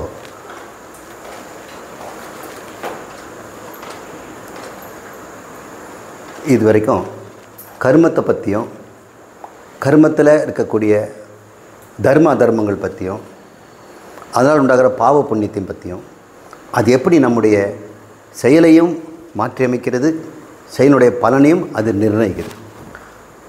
என்னுடைய செயலை மாற்றி அமைக்கிறது கூட அது காரணமாக இருக்குது. நான் செய்த பாவத்தினால என் முடிவு அப்படி ஆகிப்போச்சு, நான் அப்படி அதை தேர்ந்தெடுத்துட்டேன், அதனால் இன்னும் பெரிய பாவமும் பாவம் உண்டாகுது. இப்போ நம்முடைய நான் வந்து விருப்பப்பட்டு இதை சாய்ஸ் பண்ணேன் அப்படின்னு சொல்ல முடியுமா? நம்ம சொல்கிற மனிதனுக்கு வந்து அவன் செய்வதற்கு அவனுக்கு உரிமை இருக்குதுங்க, நீங்கள் ஏன் தடுக்கிறீங்க? அவன் அந்த பொண்ணு தான் கல்யாணம் பண்ணிக்க மாட்டேங்கிறான், நீங்கள் ஏன் கற்புறுத்துறீங்க? அப்போ அவனுக்கு உரிமை இருக்குது இல்லையா? இப்போ செய்வதற்கு உரிமை இருக்குது, செய்யாமல் இருக்கிறதுக்கும் உரிமை இருக்குது, வேறு மாதிரி செய்வதற்கு உரிமை இருக்குது, செய்வதற்கு உரிமை இருக்கிறது. ஆனால் பலனை பெறுவதற்கு நமக்கு உரிமை இல்லை. அந்த உரிமை இறைவன் வைத்திருக்கிறான். எதன் அடிப்படையில் வச்சிருக்கிறான் உனக்கு உரிமை தரான்? நீ செய்த பாவ புண்ணியம். எப்போ செய்த பாவ புண்ணியம்? அது எத்தனை காலம்? 100 பிறவிக்கு முன்னாடி பண்ணியிருக்கலாம், பல கோடி பிறவிக்கு பின்னாடி பண்ணியிருக்கலாம், அல்லது இந்த பிறவிலேயே சின்ன வயசில் பண்ணியிருக்கலாம். சில சமயத்தில் சாமிக்கிட்ட வந்து சில அனுகூலம் கேட்பாங்க. சாமி, பையன் இன்றைக்கி கடைசி எக்ஸாம் எழுதுகிறான், சிஏ, அவன் நல்லபடியாக பாஸ் பண்ணிடணும் அப்படின்னு என்கிட்ட கேட்குறாங்கன்னு வைங்க. அப்படியே ஆகட்டுமா, உங்கள் விருப்பம் போல் அவன் நாளைக்கு பாஸ் ஆகிடுவான் அப்படின்னு நம்ம சொல்கிறோம். நம்ம வாயால் சொல்லிடுறோம். மனசுக்குள்ளே என்ன பண்ணுவோம் தெரியுங்களா? சாமிக்கிட்ட போய் கெஞ்சி கூத்தாடுவோம். சாமி சாமி, இந்த பையன் வந்து நல்ல வதிக்கு போகிறான், குடும்பத்தை காப்பாற்ற போகிறான், எவ்வளோ தப்பு செய்திருக்கலாம், ஆனால் இந்த சமயத்தில் அவன் பாவத்தை கொண்டாந்து கொடுத்துடாதீங்க. அவன் பாவத்துக்கு இதுதான் தருணம்னு காத்துட்டு நீங்கள் கொடுப்பீங்க. ஆனால் அவன் என்ன வந்து கேட்டுட்டான். கேட்கும்பொழுதே அவன் கடவுள் நம்பிக்கை வந்துடுச்சு. இப்போ கடவுள் நம்பிக்கை வந்தவனை கடவுள் கைவிட மாட்டார். இப்போ கடவுளை நம்பிட்டு வந்தவன் கேட்டவன்கிட்ட நீ வந்து பாவத்தை கொடுத்துட்டினா கடவுள் யாருமே நம்ப மாட்டாங்க. அப்போ என்னை நம்பி வந்துட்டான், ஏதாவது இட உடமாச்சுன்னா எனக்கு இல்லை, உனக்கு தான் கெட்ட பேர் அப்படின்னு நான் சாமிகிட்ட சண்டை போடுவேன். அவனுக்கு புண்ணியம் இல்லையடா, இந்த சமயத்தில் நான் பாவம் கொடுத்தாகணுமே அப்படின்னு. அப்படின்லாம் சொல்லப்படாது. அவன் 200 கோடி வருஷத்துக்கு முன்னாடி ஒரு பிறவியில் ஏதோ ஒரு பசுமாட்டுக்கு ஒரு புல் கொடுத்தான்ல, தேவையில்லாத தூக்கிப்பட்ட வாழைப்பழத்தோலை கொண்டு போய் ஒரு ஆட்டுக்கு வாயில் வச்சான்ல, அந்த புண்ணியம் போதும். அந்த ஆடுக்கு கிடைச்ச ஒரு சுகம், அது குழந்தை குட்டிகளுக்கு கிடைச்ச சுகம், அந்த வாழைப்பழத்தோலால் ஒரு சொட்டு பால் உண்டாக்கி அந்த குழந்தைங்க வளர்ந்தது இல்லையா, இந்த புண்ணியத்தை நான் கேட்குறேன் கொடுங்க அப்படின்னு. செய்தானா செய்யலையான்னு? எத்தனை கோடி பிறகு நம்ம செய்யாமலாம் இருப்போம். தெரிஞ்சும் செய்தால் தெரியாமல் கூட எவ்வளோ நன்மையெல்லாம் பண்ணியிருக்கிறோம். நாம் வேண்டாதுன்னு போட்டதெல்லாம் கூட நிறைய பேருக்கு பயனுள்ளதாக தான் போயிருக்குது. அதெல்லாம் புண்ணியத்தில் தான் சேருது. அது மாதிரி புண்ணியத்தை நம்ம கேட்டு வாங்கலாம். கேட்டு வாங்கிறதுக்கு இடம் எங்கே? கோயில் தான். இப்போ கோயில் பிரார்த்தனை ஜெயிக்குமா? ஆனால் நிச்சயம் ஜெயிக்கும். புண்ணியமே பண்ணாதவங்க கூட சாமிகிட்ட போய் புண்ணியத்தை வாங்கிட்டு வரலாம். பல கோடி பிறவிக்கு அவன் புண்ணியமே பண்ணலை, சாமி கைவிரிச்சிட்டார். நீ கேட்டிருக்கிற, அவனுக்கு ஒன்றும் செய்ய முடியாதப்பா, பாவம் தான் பண்ணியிருக்கிறேன், இந்த சமயத்தில் பாவம் கொடுத்தாகணும் ரூல் படி, அதுதான் என்னுடைய நியதி. எல்லாம் நீதின்னு சொல்லிட்டு இருந்தால் அப்புறம் கடவுள்னு உனக்கு என்ன சக்தி? இப்போ தலைவிதிக்கு தானே பலம். இப்போ நீ எதுக்கு ரூல்ஸை போட்டுட்டு நீ பாட்டு போய் வந்துக்கியா? உங்ககிட்ட கேட்டால் ரூல்ஸை மாற்றணும் இல்லை, விதின்னு இருந்தால் விதி விலக்குன்னு ஒன்று இருக்கும் இல்லை. இப்போ விதியை மட்டும் செய்ய முடியும், விலக்கு ஒன்றால் செய்ய முடியும்னா நீ கடவுளே கிடையாது அப்படின்னு நம்ம சண்டை பிடிக்கலாம் இல்லை. அப்போ வந்து சிவன் கோயிலையோ விஷ்ணு கோயிலையோ சக்தி கோயிலையோ மாரியம்மன் கோயிலையோ நீங்கள் கேளுங்க, வாதாடுங்க, எனக்கு கொடு அப்படின்னு கேளுங்க. சரி, நீ தான் புண்ணியம் பண்ணலங்கிறிய, நான் எப்படி கொடுக்கறதுன்னு. சரி, இப்போ பண்ணுறேன் கொடுக்குறியா? இப்போ பண்ணிட்டா நான் எப்பயோ தான் கொடுப்பேன். இல்லை, பக்திக்கு, பூஜைக்கு, பிரார்த்தனைக்கு, நாம் கொள்கின்ற விரதத்திற்கு பலன் உண்டு. அப்போ கோயிலில் போயிட்டு சும்மா அம்மா கேட்கக்கூடாது, விரதம் இருந்துட்டு போகும். ஒரு நாளாவது பட்டினி இருங்களேன், அந்த பாவம் போயிடுமில்ல. நீங்கள் ஒரு நாள் பட்டினி இருந்தால் உங்களுக்காக துன்பப்படுறவன் பல பேர் காப்பாற்றப்படுவான். ஒரு நாள் நீங்கள் ஆடம்பர உடைய போடலன்னு வைங்க, எத்தனையோ பாட்டாளிக்கு வந்து வாழ்க்கை கிடைக்கும். ஒரு நாள் நீங்கள் வந்து சாதாரண கதர் துணையை போடுங்களேன், எங்கேயோ நூல் நூற்றவனுக்கு பணம் கிடைக்கும் இல்லை. எவ்வளோ பேர் நூல் நூற்று இருக்கிறாங்க, தொழிலாளிகள் காத்திருக்கிறாங்க. நாம் மில்லுக்கிட்டே போயிடுறோம். மில்லுக்கு போகிறத விட தொழிலாளி கையில் செய்கிற கைத்தறிக்கு போனோம்னா நேரடியாக காசு அவனுக்கு போகுது இல்லை. அதில் எவ்வளோ புண்ணியம் இருக்குது. இப்போது நாம் என்ன பண்ணுறோம்? எனக்கு புண்ணியம் பற்றாக்குறை இருக்குது, இந்த கர்ம பலன் செய்துட்டேன், ஆனால் பலன் இதை மாதிரி வரும்போது பகவான் இதை செய்யறதுக்கு உத்தேசம் பண்ணியிருக்கிறார். நாம் என்ன பண்ணணும்? அட்லீஸ்ட் செய்த அளவுக்காக கொடுன்னு கேட்கலாம்ல. அதுக்கு இது மார்க்கை இந்த மாதிரி மாற்றணுன்னா நம்ம என்ன பண்ணணும்லாம், அதுக்கு தான் விரதம், பக்தி, பஜனை, கீர்த்தனை, தியாகம், கோயிலுக்கு செய்கிற உழவார பணி. கோயிலுக்கு போய் சும்மா இருக்காமல் குப்பை குழம்பு இருந்தால் க்ளீன் பண்ணலாம், சாணி மொழுகலாம், கோலம் போட்டு விடலாம், திரி போட்டு எண்ணெயை வைக்கலாம், அழுக்கு துன்பம் இருந்தால் போதும். அங்கே ஜனங்க வந்தாங்கன்னா அவங்களுக்கு சேவை பண்ணலாம். ஐயப்பன் கோயிலுக்கு போகும்போதெல்லாம் பார்த்தா மலை ஏறும்பொழுதெல்லாம் நிறைய சுவாமிங்க வழியில் உட்காந்துக்கிட்டு ஈரமான அந்த துணி எடுத்து விசிறுவாங்க. அந்த வெப்பமான அந்த உடம்பு சூடில் ஏறும் பொழுது, இந்த குளிர்ந்த காற்று படும் பொழுது அவ்வளோ ஆனந்தமாக இருக்கும். சில கோயிலில் பார்த்திங்கன்னா பெரிய மயில் இறங்க வச்சு வரவங்களுக்கெல்லாம் அப்படி வீசி விடுவாங்க. பெரிய கோயிலில் பார்த்தோம்னா ஒரு செகண்ட் தான் வீறுவான், நம்ம போயிடுவோம். இருந்தாலும் அந்த சுகம் கூட கிடைக்கிது பாருங்கள். இது போல் நம்ம சேவைகளை செய்தோம்னா, நம்ம துன்புறுத்திக்கிட்டோம்னா, யாராவது ஒருத்தன் துன்புறுத்தினா அது துன்பம்னு சொல்கிறோம். ஆனால் நாம் வந்து விரதம் இருந்தோம்னா துன்பம் தான் அனுபவிக்கிறோம். அது நமக்கு நாமே போட்டுக்கிட்ட தண்டனை தானே. இன்னொருத்தன் தண்டிக்கிறதுக்கு நாம் ஏன் இடம் விடணும்? கடவுளே தண்டிக்கிறதுக்கு எதுக்கு நான் விடணும்? கடவுளே நீ நில்லு, நீ நில்லு, மாமியாரா மருமகனோ யாராக இருந்தாலும் நில்லுங்க, நீங்கள் தண்டிக்க தான் இருக்கிறீங்க, நானே தண்டிச்சுக்கிறேன் அப்படின்னு தன்னைத்தானே ஒருவன் துன்புறுத்து கொள்கிறான் பாருங்கள். அது விரும்பி செய்கிறான். அது பேர் தான் நம்ம விரதங்கிறோம். விரதங்கிறது துன்பம், ஆனால் அது விரும்பி செய்கிறோம். ஆனால் அதே வந்து துன்பம் கொடுத்தோம்னா நம்ம வெறுக்கிறோம். எப்போ நீங்கள் விரதம் இருக்கிறீங்களோ உங்கள் மனசில் இருக்கக்கூடிய விருப்பு வெறுப்புன்னு சொல்லக்கூடியது மறைஞ்சு போச்சு இல்லையா? சொல்லுங்கள், உங்களுக்கு விருப்பம் இருக்குதா? அதெல்லாம் தூக்கி போட்டுட்டு தானே செய்கிறீங்க. அப்போ விரதம் என்பது எப்படிப்பட்டதுன்னா உங்கள் மனசு விருப்பு வெறுப்புகளை நீங்கி இருக்குது. நீங்கள் சாப்பிடணும்னு விருப்பு இருக்குது, ஆனால் நீங்கள் அதை நிறுத்திட்டீங்க.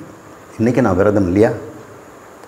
சிலது வெறுப்பு, யாராவது ஒருத்தர் திட்டி தீக்கணும்னு இருக்குது, ஆனால் நான் விரதம் இருக்க சாமிக்கு சஷ்டி விரதம், முருகன் என்னன்னு முருகனை மனசில் வச்சுட்டு இதெல்லாம் நம்ம எதுக்கணும் அப்படின்னு நம்ம மனசில் கெட்ட எண்ணமும் போயிடுது இல்லையா? இப்போ விரதங்கிறது விருப்பு வெறுப்பை நீக்கிறதுக்கு எவ்வளோ பெரிய சாதனமாக இருக்குது. இப்போ வாழ்நாள் முழுக்க விரதம் இருக்க முடியாது சாமி, என்னால் அப்படின்னு இருக்க முடியாது. சரி, விருப்பு வெறுப்பை போகிறது எப்படின்னு ஒரு நாள் 2 நாளாவது ப்ராக்டிஸ் பண்ணலாமில்ல? அப்போ அது பழகிடுமில்ல? வாரம் ஒரு நாள் மௌன விரதம், இல்லை மாதத்தில் ஒரு நாள் மௌன விரதம். மௌன விரதம்னா அட்லீஸ்ட் வாயை திறந்து பேசாமல் இருக்கிறது தான். மனசுலையாவது எதை எண்ணலாம்.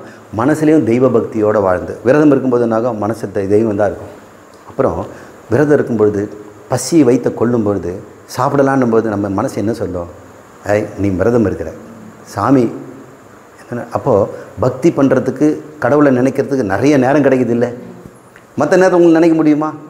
அதனால் விரதம் இருக்கிறது ரொம்ப நல்லது, உடம்புக்கும் நல்லது, மனுஷனுக்கும் நல்லது. நம்ம விரதம் பண்ணால் மற்றவங்களும் சந்தோஷமாக இருப்பாங்க. அப்பா இன்றைக்கி மௌன விரதம், நம்மளுக்கு ஒன்றும் கிடைக்காது, எவனும் திட்டமாட்டா அப்படின்னு. இந்த விரதங்கள் வந்து ராகத்வேஷம் சொல்லக்கூடிய விருப்பு வெறுப்பை நியூட்ரலைஸ் பண்ணுதான், சமன்படுத்துதான். இது விரதம் செய்கிறது நீங்கள் ஒரு தடவை ப்ராக்டிஸ் பண்ணிட்டுன்னா நான் செய்ய வேண்டான்றத, சில வேலை நம்ம செய்ய வேண்டிய கடமையை வேண்டான்னு தள்ளுவோம், ஆனால் அந்த சமயத்தில் செய்துடுவோம் கடமைகளை. சில வந்து இதைத்தான் நான் செய்வேன்னு பிடிவாதம் பிடிப்போம், ஆனால் விரதத்தில் நம்ம விருப்ப வெறுப்பை நீக்கி பழகிட்டோம் என்ன செய்வான், பிடிக்கலனாலும் செய்துடுவோம். மற்ற நேரத்துலலாம் பிடிச்சாதான் செய்வோம், பிடிக்கலனா செய்ய மாட்டோம். இப்போ நம்முடைய செயலுக்கு எல்லாமே இந்த செயல்கள் எங்கேருந்து வருது பார்த்திங்கன்னா அது ஒரு 3 இடத்துலேருந்து வருது. இந்த கர்மங்கள் 3 இடத்துலேருந்து வருது. 1 வாய் பேச்சு, 2வது உடல், உடம்பால் அடிச்சிறது இடிச்சிறது துன்புறுத்துறது, அவங்களுக்கு படுக்கிறது இடம் கொடுக்காம நம்ம போய் படுத்துக்கிறது, அவங்களுக்கு பெட்ஷீட் இல்லாமல் நம்ம போய் எடுத்துக்கிறது, உடம்பால் செய்கிறது தானே அதெல்லாம். இப்படியும் துன்பம் தரும். இன்னொன்று மனம். மனம் வாக்கு காயம்னு சொல்லுவாங்க. மனம் உடல் வாய், இந்த 3 தான் நம்ம கர்மம் செய்கிறோம். இந்த 3த்துலேயும் தானே ராகத்வேஷம் வெளியே வருது. விருப்பெருப்பு உள்ளே இருந்தால் மனம் என்ன செய்யும்? வெறுப்புக்கு ஏற்ற மாதிரி மனம் வேலை செய்யும் இல்லையா? விருப்புக்கு ஏற்ற மாதிரி திட்டம் போடும் இல்லையா? அதே மாதிரி ராகத்வேஷம் உள்ளே இருந்ததுன்னா உடம்பு செயல்லையும் நமக்கு வெளிப்படும் இல்லையா? வாயிலையும் பேச்சு எப்படி வரும்? மனுஷன் நிறைய கர்மம் எதில் செய்கிறான்? வாயில் தான் செய்கிறான். மனம் செய்யறது கூட நமக்கு தெரியறதில்ல, வாயால் தான் நிறைய கெடுக்கிறான். இப்போ வாயின்றது முக்கியமான கர்மம். நம்ம தவம் இருக்கணும்னு சொன்னோம், விரதம் இருக்கணும்னு சொன்னோம். அப்போது தவம் செய்வது எப்படி? அதுதான் கர்மயோகம். வாயில் தவம் செய்தால் அது பேர் வாக் தபஸ்.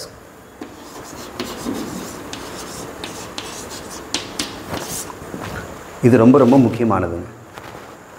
உடம்பில் செய்தோம்னா அது பேர் விரதம். மனத்தில் செய்தோம்னா அது பக்தி அல்லது ஜபம். இப்படி பண்ணுவோம்.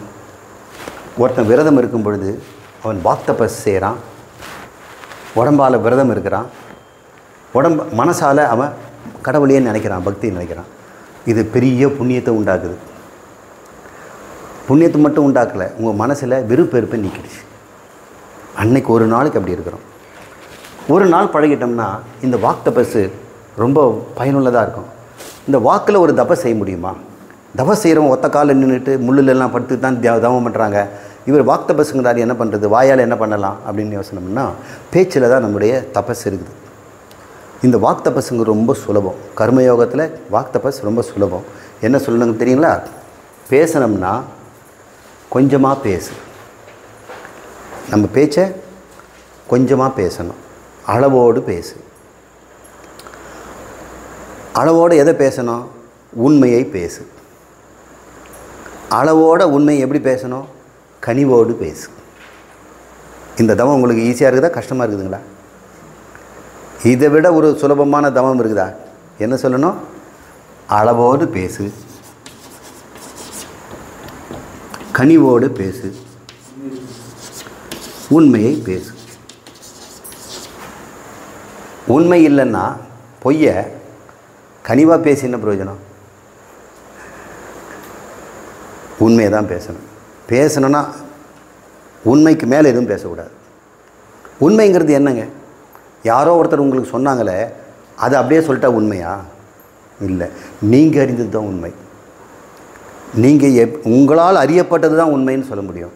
இல்லை, எங்கிட்ட பக்கத்து வீட்டுக்காரங்க சொன்னாங்க, நான் உண்மையை தானே சொன்னாங்க, அவங்க சொன்னதை அப்படியே சொன்னேன், அது உண்மை கிடையாது. அவங்க பொய் கூட சொல்லியிருக்கலாம்ல. அவங்க சொன்னதை நீ எப்படி புரிஞ்சிட்டேங்கிறது வேறு இருக்கு இல்லையா? நீ அறிந்ததை தெரிவித்தால் மட்டும்தான் அது பேர் உண்மையை தவிர, மற்றவங்க கேட்டதோ யாரோ சொன்னதோ புஸ்தகத்தில் படித்ததோ அதெல்லாம் உண்மையாக ஆகாது. இப்போ உண்மைங்கிறது உன் உள்ளத்திலிருந்து தோன்றியது தான் உண்மை. உன் வாயிலேருந்து வந்துச்சுன்னா அது வாய்மை, உன் செயலில் இருந்ததுன்னா அது மெய்மை. இப்போ மெய்யாக சொல்லிட்டான், உண்மையே சொல்லிட்டான், அவன் வாய்மை சொல்லிட்டான்னு 3 சொல்கிறல்ல, இது உடல் மெய், இதுதான் மனசுலேருந்து வரதான். உள்ளத்திலிருந்து வந்தால் உண்மை, வாயிலிருந்து வந்தால் வாய்மை, உடம்புலேருந்து வந்தால் மெய்மை. 3 பேரும் ஒன்று தான். 3 இடத்துல கர்மம் உண்டாகுது, 3 இடத்துல தபஸ் பண்ணணும். அப்போது அளவோடு பேசணும், குறைச்சி பேசணும். அது அவங்களுக்கு துன்பம் தராததாக இருக்கணும். அவருக்கு நல்லது தெரிந்தால் மட்டும்தான் பேசணும். அதையும் அளவாக பேசணும், அது உண்மையாக பேசணும், அது கனிவாக பேசணும், அது நன்மையாக இருந்தால் மட்டும் பேசணும். அதையும் சேர்த்துக்குவோம். ஏன் நன்மைன்னு போட்டிருக்கேன்னா, இன்பன் கூட போயிருக்கோம். சில பேர் அவங்களுக்கு சந்தோஷமாக இருக்குமேன்ட்டு 2 வார்த்தை பேசுவாங்க, அது கூட நன்மையாக இருக்கணும். இப்படியே சந்தோஷம் கொடுத்து பேசி பேசி அவங்கள கெட்டு போயிடுவாங்க. குழந்தைங்களை அப்படி வளர்த்துடுறோம், அவங்கள சந்தோஷப்படுவான்னு சொல்லிட்டு பாராட்டிக்கிட்டே இருக்காது. இப்போ கண்டிக்கிறது இல்லை. கண்டிக்கிறது எப்படி கண்டிக்கணும்? கனிவோடு கண்டிக்கணும். அது உண்மையாக தான் இருக்கணும், அது நன்மை தரக்கூடியதாக இருக்கணும். இதை நீங்கள் பேசுகிறதுக்கு முன்னாடி இதை ப்ராக்டிஸ் பண்ணி பாருங்களேன். எப்போ சார் பேச்சு வந்துட்டு பிறகு தான் சார் இதெல்லாம் ஞாபகம் வருது அப்படின்னு சொல்லக்கூடாது. அதுக்கு தான் விரதம் இருக்கணும். விரதம் இருக்கும்போது உங்கள் மனசு என்ன பண்ணோம்? இதெல்லாம் யோசனை பண்ணோம். ஏன் சுவாமி சொன்னாரே, நம்ம நங்கையார்கிட்ட எப்படி பேசலாம், அண்ணிக்கிட்ட எப்படி பேசலாம், நாத்தனார்கிட்ட எப்படி பேசலாம், மாமியார்கிட்ட எப்படி பேசலாம், வேலை செய்கிற இடத்துல மற்றவங்ககிட்ட எப்படி பேசலாம். உங்களை அப்படியே தலைக்கீழே மாற்றிடும். நீங்கள் ஆளே மாறிடுவீங்க. அது பேர் தான் தபஸ். தப்பன்னா என்ன தெரியுங்களா அர்த்தம்? சுட்டு உருக்குதல்னு அர்த்தம்.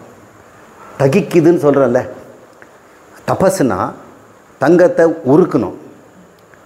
உருக்குனா தான் இன்னொரு ஷேப் பண்ண முடியும். ஏற்கனவே அது வளையலாக இருக்குது, இப்போ நம்ம அதை செயினாக மாற்றணும். என்ன பண்ணணும்? முதல்ல உருக்கணும், அப்போ தான் உருமாறும். அப்போ நீங்கள் உங்களை உருக்குனா தானே இன்னொரு ஆளாக மாறுவீங்க. அந்த உருக்கிறது பேர் தான் தபஸ். அப்போ உங்கள் பேச்சிலேயே உங்களுக்கு உருக்கம் நீங்கள் ஆளே மாறிடுவீங்க. பேச்சு மாறிட்டாக்கா எண்ணமும் மாறிடும். ஆனால் எண்ணத்துலேருந்து தான் பேச்சு வருது. இனிமேல் பேச போகிறது மட்டும்தான் எண்ணுவோம். நம்ம பேச போகிறதுல அதுக்கு எண்ணிக்கிட்டு இருக்கணும். நிறைய நிமிஷத்தில் நம்ம பேசுகிறது தான் எண்ணிக்கிட்டு இருப்போம். பேசுறதே குறைஞ்சி போச்சுன்னு சொன்னால், இனிமையாயிடுச்சுன்னு சொன்னால், உண்மையாச்சுன்னு சொன்னால், மனசில் எப்பவும் உண்மை தான் இருக்கும். அப்புறம் நம்ம நடத்தையிலையும் அது உண்மையாகவும் நன்மையாகவும் இனிமையாகவும் அளவாகவும் இருக்கும். இது தான் தபஸு. இப்போ கர்மயோகம் ரொம்ப சுலபமாக இருக்குதா? இந்த கர்மயோகத்தை நம்ம கடைபிடிச்சோம்னா மனசில் இருக்கக்கூடிய விருப்பெல்லாம் போயிடும். இப்போது இனிமேல் தான் இதுதான் கடைசியாக பகவான் சொல்லக்கூடிய தகவலை சொல்லிவிட்டு இந்த கர்மயோகத்தை நிறைவு செய்வோம்.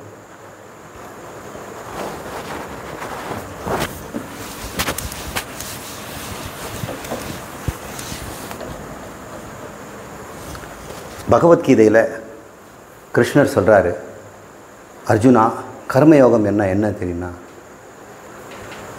இந்த செய்வது இது வந்து செய்வது, இது அதுக்குடைய பலன்.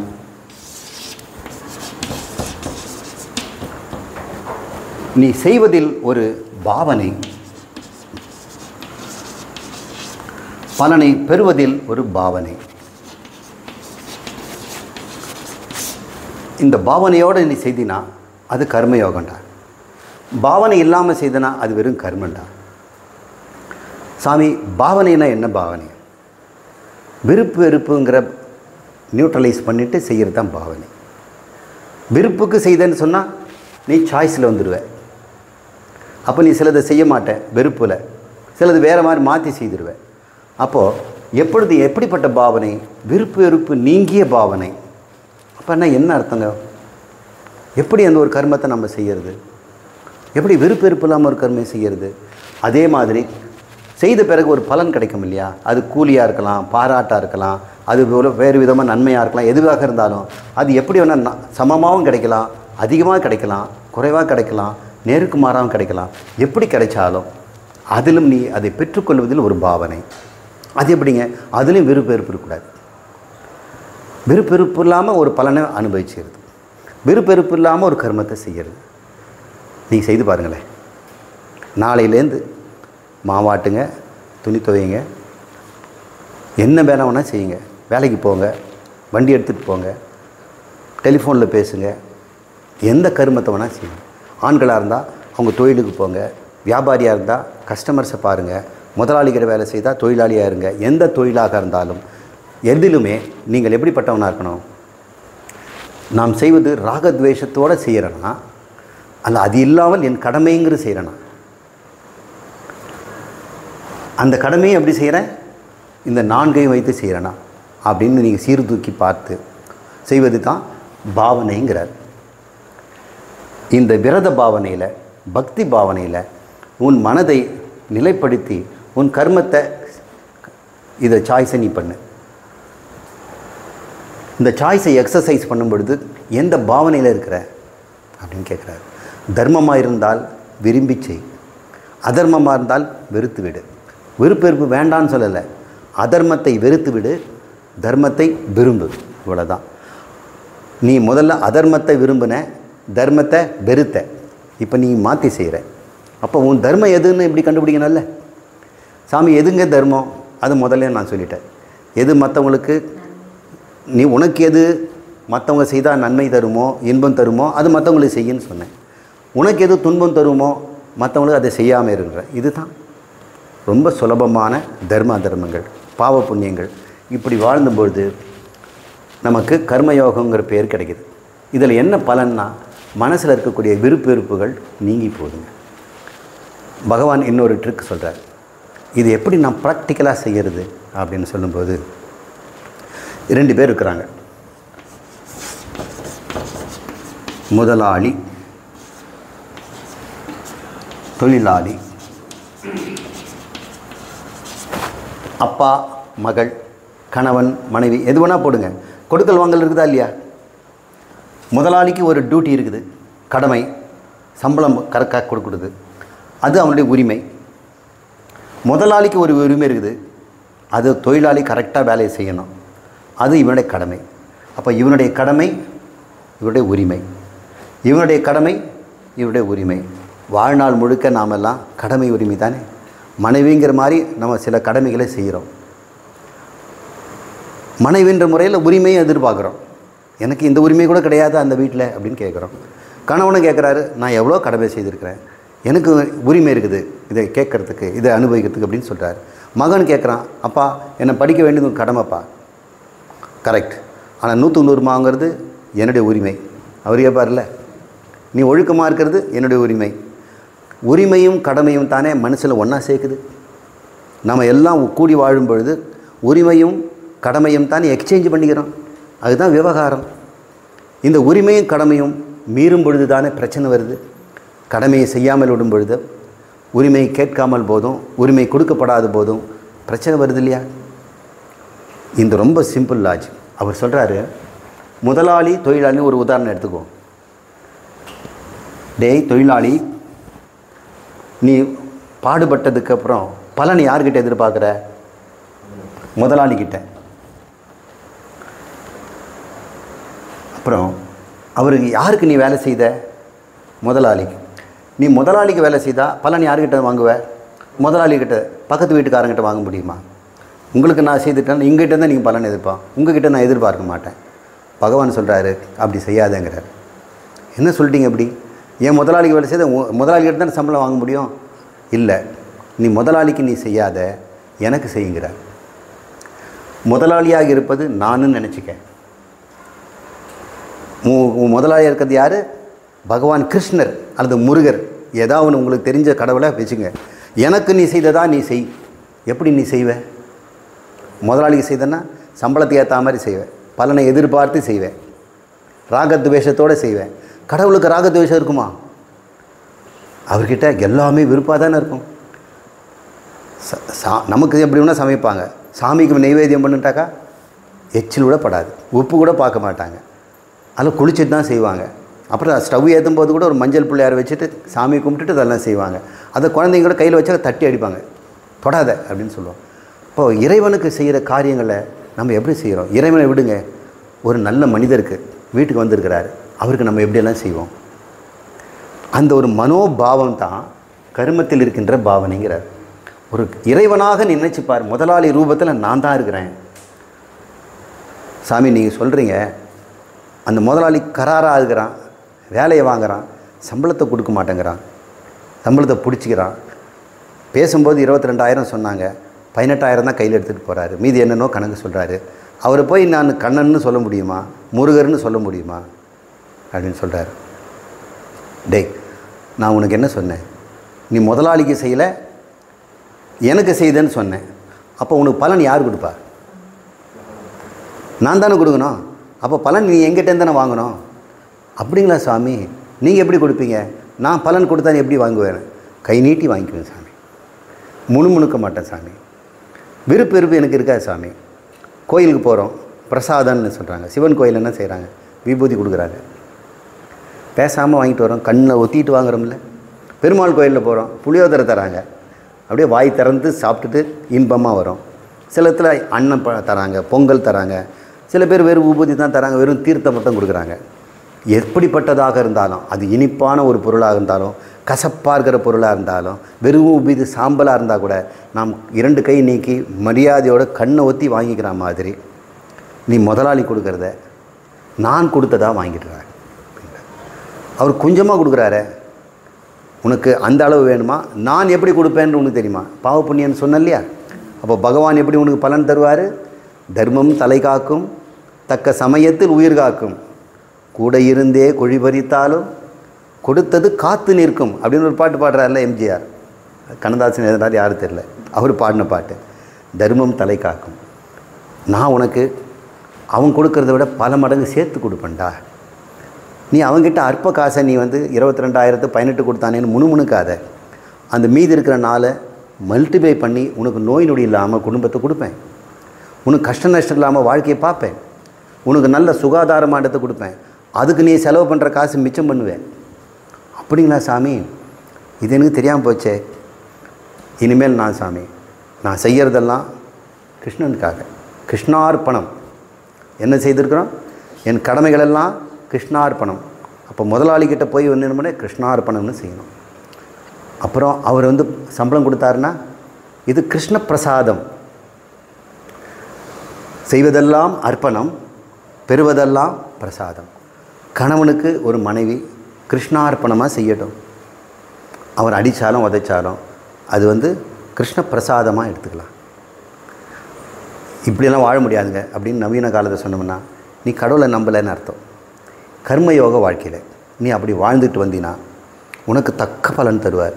சில நேரங்களிலே கணவனுடைய துன்பம் தாழாமல், அவன் எதிர்பார்த்தெல்லாம் கொடுக்காமல், அவன் உரிமையை மட்டும் வாங்கிக்கிட்டான், கடமையை செய்ய தவறிட்டான்னு வைங்க.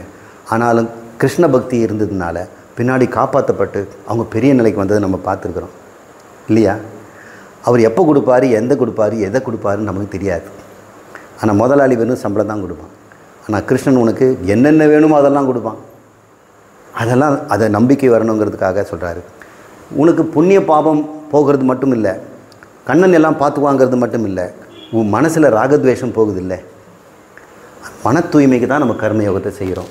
ஆனால் பகவான் நமக்கு புண்ணியமும் தருவார், வாழ்க்கையும் தருவாருங்கிறது ரெண்டாவது தான். நம்ம முதல்ல கர்மத்தை எது செய்கிறோம்? மன தூய்மைக்காக, மனத்தை அசிங்கம் பண்ணுறதுக்காக நம்ம கர்மத்தை செய்கிறோம். இப்போ மனிதர்கள் எல்லாம் செய்யும் பொழுது மனசை அசிங்கப்படுத்திக்கிறாங்களே. விருப்பம் தான் செய்வாங்க, வெறுப்பு தான் செய்ய மாட்டாங்க. விருப்பப்பட்டால் அந்த பொருளை வாங்குவாங்க, இல்லைனா வெறுப்புன்னு திட்டுவாங்க. இப்படி மனம் அழுக்காகிட்டே இருக்குதே. கர்மயோக வாழ்க்கையில் உனக்கு புண்ணியம் வருதோ, கண்ணனோட நெருங்க போறியோ, அதெல்லாம் ரெண்டாவது பட்சம். ஆனால் உனக்கு குறைந்தபட்சம் அன்றாடம் உனசு தூய்மையாக இருக்குதா இல்லையா பாருங்கள். இந்த மன தூய்மை, மன அழுக்கு ராகத்வேஷம். அந்த மனத்தை சுத்தம் பண்ணுறது ராகத்வேஷம் இல்லாத நிலை. ஒருவேளை விருப்பு வேணும்னா தர்மத்தின் மீது விருப்பு, வெறுப்பு வரணும்னா அதர்மத்தின் மீது வெறுப்பு, கடவுளுக்கு செய்கிறேன்ற விருப்பு, கடவுள் கொடுக்க பிரசாதம் என்ற விருப்பு. இப்படி விருப்பு நான் வேண்டான்னு சொல்லலை. எப்படிப்பட்ட விருப்பு, எப்படிப்பட்ட வெறுப்புன்னு பாருங்கள். இதுக்கு நமக்கு இந்த முறை, இது வாழ்க்கையில் நம்ம அடிக்கடி தினமும் செய்யணும்னா ப்ராக்டிஸ் வேணும் இல்லையா? எப்போவுமே ப்ராக்டிஸ் பண்ணும்பொழுது சேஃபான இடத்துல தானே ப்ராக்டிஸ் பண்ணுவோம். டிரைவிங் பண்ணுறீங்க, எடுத்த உடனே நம்ம ஹைவேலையே போகிறோம், அல்லது டிராஃபிக் ஜாமில் போய் நின்றுட்டு இருக்கிறோமா? இல்லை, சேஃபான இடத்துல தானே பண்ணுறோம். அதே மாதிரி கர்மயோகத்தை சேஃபாக பண்ணி பழகிட்ட பிறகு அதுக்கப்புறம் துணிச்சலாக இந்த உலகத்தில் எங்கே விட்டாலும் நீங்கள் சுலபமாக நீந்தலாம், ஆனந்தமாக இருக்கலாம், மன தூய்மையோடு வாழலாம். அன்றாடம் தூக்கம் நமக்கு அளவுகளுக்கு தான் வரும். நமக்கு யாரும் எந்த குற்றம் வராது. நாளுக்கு நாள் நம்ம மேம்பட்டுக்கிட்டே போவோம். அதுக்கு சேஃபாக செய்கிறது எங்கே? அதுதான் விரதம். அது தபஸ். வாயால் ஒரு வாக் தபஸ், உடலால் விரதம், மனசால் ஜபம்னு சொல்கிறோம். ஜபம்னா அன்னைக்கு ஜபம் பண்ணிக்கிட்டே இருப்போம், சாப்பிட மாட்டோம், வாயால் யாரும் திட்ட போகிறதில்ல, அன்றைக்கி எதுவும் பேச வேண்டாம், தனிமையில் இருங்க, அளவோக சாப்பிடுங்க, பட்னியாக இருங்க. பட்னியாக இருக்கிறது தான் ரொம்ப ரொம்ப முக்கியம்.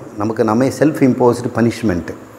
மற்றவங்க பனிஷ் பண்ணுறதுக்கு மேலே இன்றைக்கி ஒரு வேளை நீங்கள் விரதம் இல்லைன்னு வைங்க, அன்றைக்கி ஊரில் போய் வேலை செய்திருப்பீங்கள்ல, அப்போ பாவ புண்ணியம் மாட்டுமில்ல. நீங்கள் விரதம் இருந்தால் என்ன பண்ணுவோம்? கடவுளே பயந்துடுவார். ஐயோ, இவனுக்கு பாவம் இன்றைக்கி கொடுத்தாகணும், வியாழக்கிழமை, இவன் ஒன்றுமே செய்ய மாட்டேங்கிறானே, இவனுக்கு துன்பம் கொடுக்கறதுக்கு வாய்ப்பு இல்லாமல் பண்ணிட்டான், இன்பமும் கொடுத்தாலும் இப்போ வரமாட்டேங்கிறான். கடவுளையும் நாம் ஆளக்கூடிய தன்மைக்கு வந்துடுறோம். விதி கூட உப்பக்கம் காண்பர் தாளாது முயற்றுபவர்ங்கிறார் திருவள்ளுவர். ஊழ்வினை பற்றி பேசுகிறது விதி கூட. இந்த விதியை கூட உட்பக்கம் காண்பர், அதை திருப்பி போட்டுருவானா. யார் வருவேன்? இந்த மனோதிடத்தோடு உடல் பசியையும் பேசுகிற பசியையும் அடக்கி கொண்டு மனசில் திட்டி தீர்க்கணுன்ற பசி எல்லாம் இந்த அகோரம் மனம் உடல் வாக்கு இந்த மூன்றில் இருக்கிற இந்த பசியை நீக்கி இவனே பசியில் இருந்து அதை எவன் ஒருவன் சமன்படுத்துகிறானோ அவன் மனசு ராகத்வேஷங்கள் எல்லாம் அடங்கி போயிட்டு மேந்த நிலை வரான். சரி, இந்த நிலைனால் நமக்கு என்ன சார் இருக்கும்? இதனால இதை காசு பணம் ஏதாவது இருக்குதா? வாழ்ந்து பாருங்கள், தெரியும் இந்த வாழ்க்கை உங்களை எங்கே கொண்டு போய் விடுன்னு பாருங்கள். ஏன்னா பகவத்கீதை முழுக்க ராகத்வேஷத்தை நீக்கிறதுக்கு சொல்கிறாரு.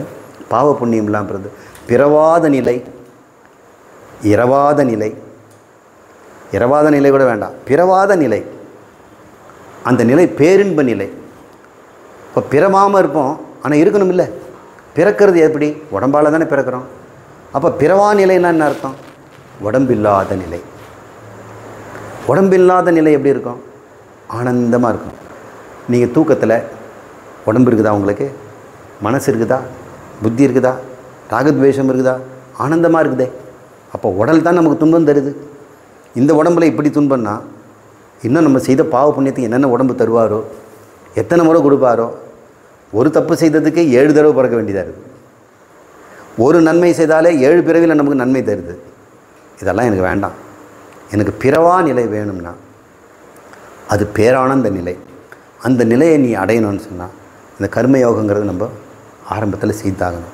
சார், இனிமேல் பிறவாமல் இருக்கிறது சார், இப்போ எனக்கு இன்பம் தரணும்னா இந்த கர்மயோகத்தில் இப்பொழுதே கை மேலே காசு. நம்ம அடுத்த வகுப்பில் கர்மயோகத்தில் கொஞ்சம் சொச்சம் இருக்குது, அதை மட்டும் நம்ம கர்மயோகத்தில் இருக்கக்கூடிய நன்மையனும் நாம் பார்க்க போகிறோம். அதுக்கப்புறம் தான் மன தூய்மைக்காக பேசிட்டோம். அடுத்து மன ஒருமுனைப்பாடு, இந்த மனசு குவிந்து வருவதுக்கு தியானம் எப்படி செய்யணுங்கிறத அடுத்த வகுப்பில் நம்ம பார்ப்போம். இன்றைக்கி பூர்ணம் செய்துக்கலாமா? ஓம் பூர்ணமத பூர்ணமிதம் பூர்ணாத் பூர்ணமுதச்யதே பூர்ணஸ்ய பூர்ணம் ஆதாய பூர்ணமேவாவசிஷ்யதே. ஓம் சாந்தி சாந்தி சாந்தி. ஹரி ஓம். ஸ்ரீ குருப்யோ நம. ஹரி ஓம்.